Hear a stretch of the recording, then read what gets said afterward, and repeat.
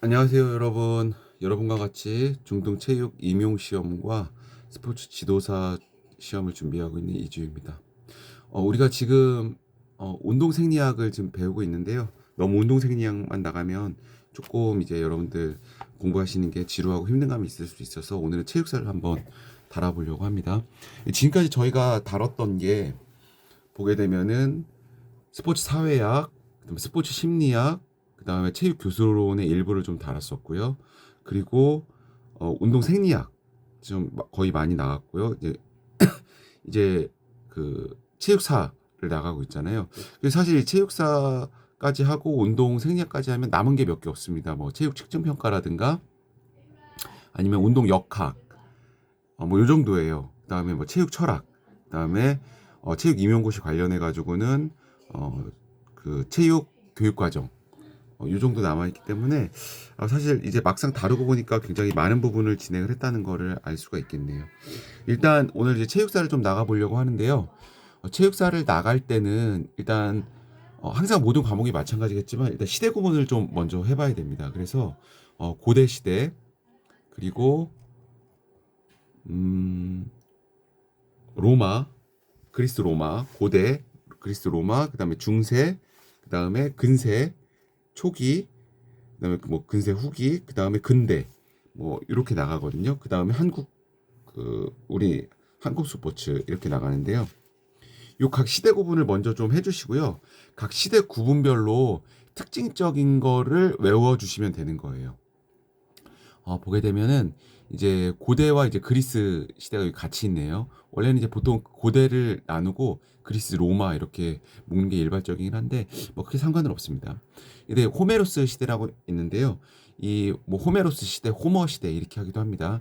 여기서 이제 실전적 인간을 육성하는 게 목적이었고 신체적 탁월성을 겨룬다고 했는데 요게 이제 다른 말로 아랫대라고 합니다. 아랫대.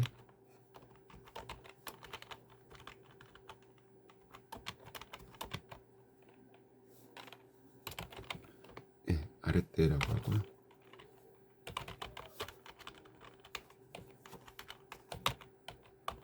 이거를 물어봤던 경우도 있어요. 그러니까 이제 물론 문맥상 앞뒤 문맥상은 이제 다른 문장이었지만 정답이 신체적 탁월성 혹은 아레테 이거를 물어봤던 문제가 있습니다. 이 호메로스 시대에 요 일리아드는 호머의 작품이에요.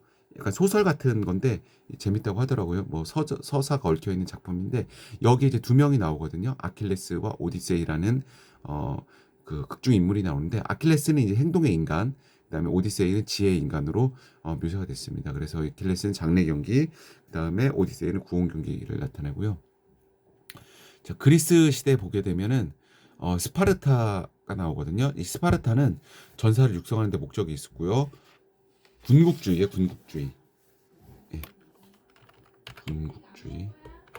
이 오타가 있네요. 군국주의고 남녀 모두 이제 체육을 했다는 거, 운동을 했다는 걸 알 수 있고요. 교육 단계는 7세에 국립공동교육소에 입학을 하고요. 파이도노무스는 이 지도자를 말하는 겁니다. 그다음에 18에서 20세가 되면 이제 에페비가 된다는 걸 알 수가 있어요. 사관 후보생이라고 하는데 이런 용어 자체도 조금 물어볼 수가 있어요. 그리고 체육사는 제가 이렇게 지금 정리를 하긴 했지만 이거를 어, 이 한국체육사 학회에서 나온 하남길 교수님 외에 이제 같이 지은 체육과 스포츠 역사라는 책이 있거든요. 그렇게 두껍지가 않아요. 이게 책 두께는 조금 있지만 책 자체가 작은 책이기 때문에 이 책을 한번 읽어보시는 게 좋아요. 이거를 외우신 후에 암기를 하신 후에 혹은 암기 중에 그래야 앞뒤 문맥을 좀 파악하실 수가 있습니다. 여기서는 오히려 중요하다 그러면 이 무용적인 부분이 물어볼 수 있을 것 같아요. 이거 단답식으로 무용으로는 비바시스, 호모로스, 피릭이 나와 있는데 요게 다 틀려요, 용어가. 비바시스는 체육무용을 말하는 거고 호모로스는 종교무용, 피릭은 군사무용을 말하는 겁니다. 요게 이제 구분이 되어 있잖아요. 이런 거 물어볼 수가 있습니다. 그리고 아테네 같은 경우는 스파르타와 이제 대조가 되는 거죠. 대비가 되는 건데 심신의 조화를 강조했고요. 전인을 육성, 진선미 조화, 남자만 운동을 했습니다. 교육 단계는 7세에 팔라에스트라 이제 레슬링을 가르치는 거고요. 이때 지도자 이름은 파이 도트베가 됩니다. 지도자 이름이 아니라 지도자의 그 명칭을 말하는 거. 짐나스트에서 페다고거 이제 짐네스트에서는 이제 페다고거가 지도자의 명칭이 되는 거고요. 그 다음에 16세는 짐나지움을 들어가게 됩니다. 그렇게 하고 이렇게 이제 스파르타와 아테네의 특징을 한번 비교를 해보시고요. 고대 그리스 올림픽이 나오게 되는데요.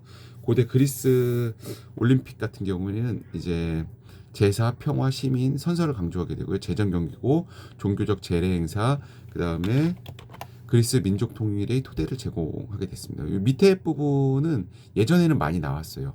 범 그리스 경기 대회라고 해서 이 명칭이라든가 이게 나와 있는데 요즘은 요즘은 요 밑에 부분 정도는 나올 수 있을 것 같고 위에 부분은 사실 조금 이제 너무 옛날 문제라 보게 되면 이제 네 가지 4대 제전 경기가 있는데요. 올림피아제, 피티아제, 이스트미아제, 네메아제가 있습니다. 그래서 각각의 그 신을 섬기는데 그 신이 틀려요. 이렇게 순서대로 매칭을 해놨거든요. 올림피아제는 제우스, 피티아제는 아폴론, 이스트미아제는 포세이돈, 네메아제는 제우스입니다. 장소는 올림피아에서 델포이에서 코린트, 네메아에서 열리고요. 상은 7회부터 이제 올리브관을 수여했고요. 월계관, 소나무관, 셀러리관을 수여를 했습니다. 이 부분은 조금 나올 수 있을 것 같아요. 이 4대전 재정 경기에 참가할 수 있는 자격이 있는데요. 요건 예를 들면 박스로 이렇게 해놓고 이 박스에서 고르라고 할 수도 있고요. 혹은 동그라미 X로 표시한 후에 틀린 것을 고치라고 하는 문제로 나올 수 있습니다. 순수 그리스 혈통의 남자이어야 되고요. 정치 종교적 형별이 없어야 되고 앨리스의 여권이 지덕제 겸비했다고 인정하는 사람이어야 되고 10개월 이상의 연습을 해야 되고요. 비열한 행동을 하지 않겠다고 맹세를 해야 됩니다. 종목은 원반 던지기, 도약, 창 던지기, 경주, 레슬링인데요. 요거 앞 글자 따서 외우셔도 될 것 같아요. 요거 물어볼 수 있을 것 같아요. 요거는 이제 딱 떨어지는 문제이기 때문에 물어볼 수 있을 것 같아요. 원도, 창, 경례 뭐 이렇게 외우셔도 되고요. 원반 던지기, 도약, 창 던지기, 경주, 레슬링. 그 밑에 러닝, 달리기 관련해서도 조금 딱 구분이 됩니다. 단거리 달리기 같은 경우는 스타디온이란 명칭이 있고요. 그리고 중거리 같은 경우에는 디아올로스, 그 다음에 장거리 같은 경우에는 돌리코스라고 이렇게 구분이 되어 있어요. 요거 이제 우리가 지금도 쓰고 있는 용어예요. 이거 메인 스타디움 이런 말 많이 쓰잖아요. 여기서 따왔던 말인 걸로 추측이 되고요. 그 다음에 이런 것도 장거리가 계속 뭔가 이렇게 돌리코스 이렇게 연상이 되는 것 같아요. 이 고대 그리스 이제 4대 제전 경기, 고대 그리스 올림픽은 세태와 종말을 맞게 되는데 요 구분을 하셔야 됩니다. 요 지금 제가 요 파란색으로 표시하는 부분은 쇠퇴가 되는 거예요. 올림픽이 진행됨에 따라서 상업화가 나타났고 승리 지상주의, 직업 선수가 등장했다는 부분은 이제 쇠퇴와 관련되는 부분입니다.